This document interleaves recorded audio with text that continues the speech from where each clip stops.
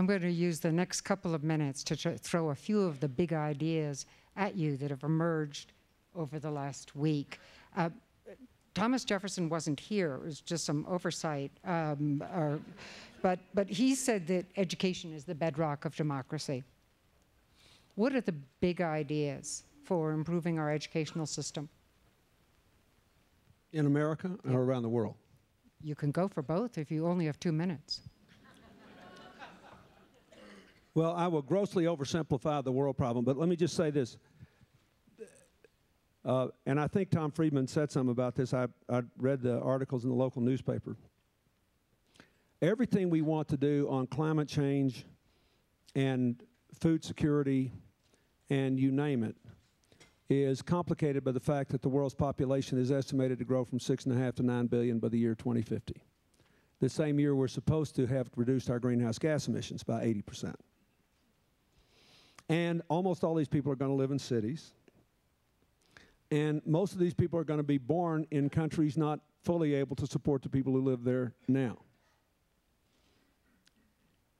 Given the, all the cross currents that you see in our country and around the world with people's religious and other feelings about population control and family planning and everything, there is really one foolproof way to slow the world's population growth in a way that will not violate the values of any religion.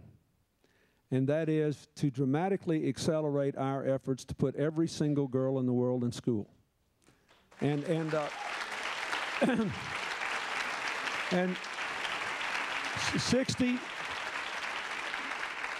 60% of the unschooled, 130 million unschooled, and a disproportionate percent of the children who are in school but not really, that is, they have no learning materials, they have no trained teachers, they have no facilities, they have no nothing, are girls. If you put all the girls of the world in school and then ensure they have some access to the labor market, in every society, without regard to religion or culture, where this has been done, there is always a delay in the age of marriage and the delay of in the age in which the first child is born.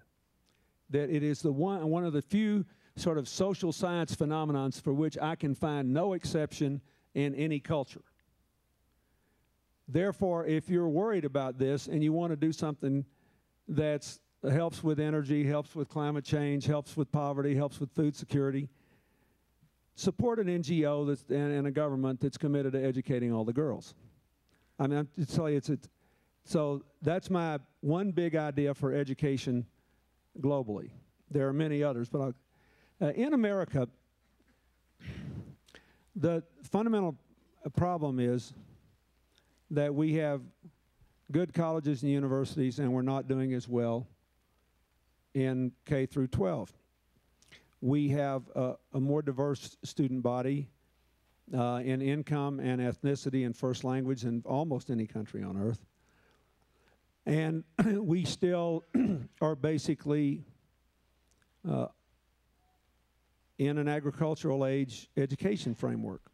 Now, what we have to decide is whether we can go through the 21st century making up the difference the way we've made up the difference for the last 50 years.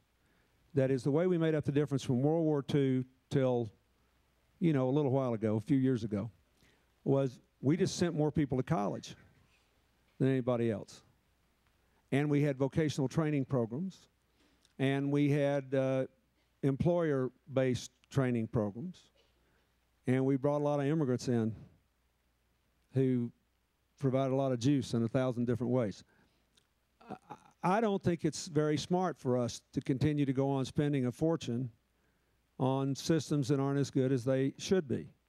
Now, Eli and Edie Broad are here. I think the Broad Foundation's probably spent more money than anybody in America, maybe even including the Gates Foundation, trying to improve public schools in America, so you ought to ask him what he thinks when I leave. But I think part of it's a leadership problem.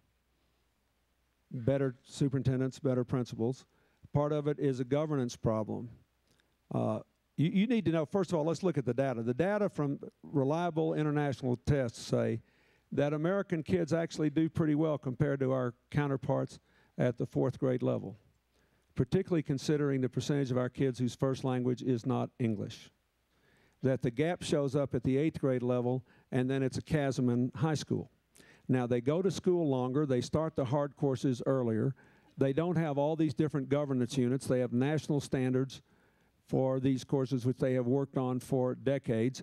And relative to other professions in all these countries, they pay the teachers more, train them harder, and retrain them for a lifetime. Are there all kinds of other social and economic problems, community by community? Of course there are.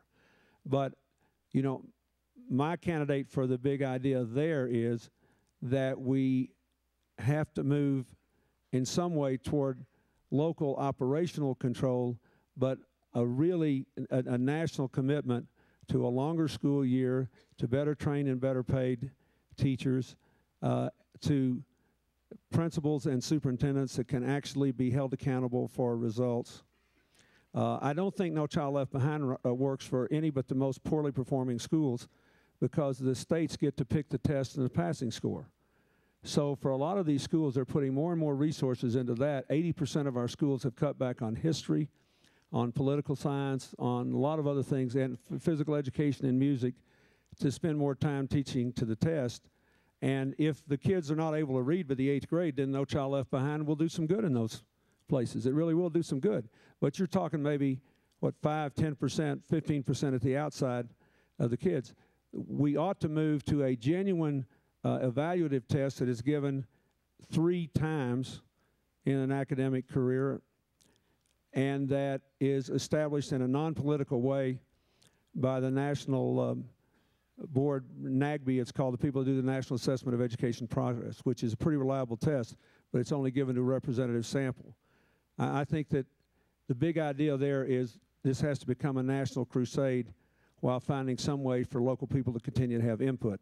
But to pretend that you can go to school as little as we go, have a system as bureaucratized and accountability avoiding as ours is, and pay the teachers as little as we pay and get a better product, I think is illusory.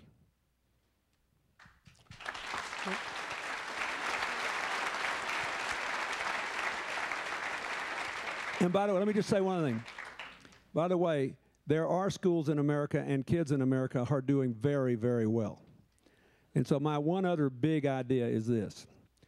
Find the 20 schools in America, elementary, middle, and high schools, that are today internationally competitive. Figure out what they're doing right and pay to do it everywhere else. That's the way, you know, you think about the No Child Left Behind deal. Suppose General Powell, as a young captain, had 3 units under his command, and they had to do target practice. And 2 of them were the best in the Army, and in the 3rd one, nobody could hit the broadside of a barn with a rifle from 100 feet. Right? You wouldn't give them a driver's license. They could do. What would you do? Would you give them all 5 tests? Would you cut off their Army funding when they didn't shoot well? I mean, think of the analog that lead No Child Behind. No, you'd figure out how come the other guys could shoot and figure out how to do that, and do that in the 3rd unit. This is not rocket science. We turn this into something it's not. We have stubbornly refused to replicate excellence in American education, and we have paid one hell of a high price for it, I think.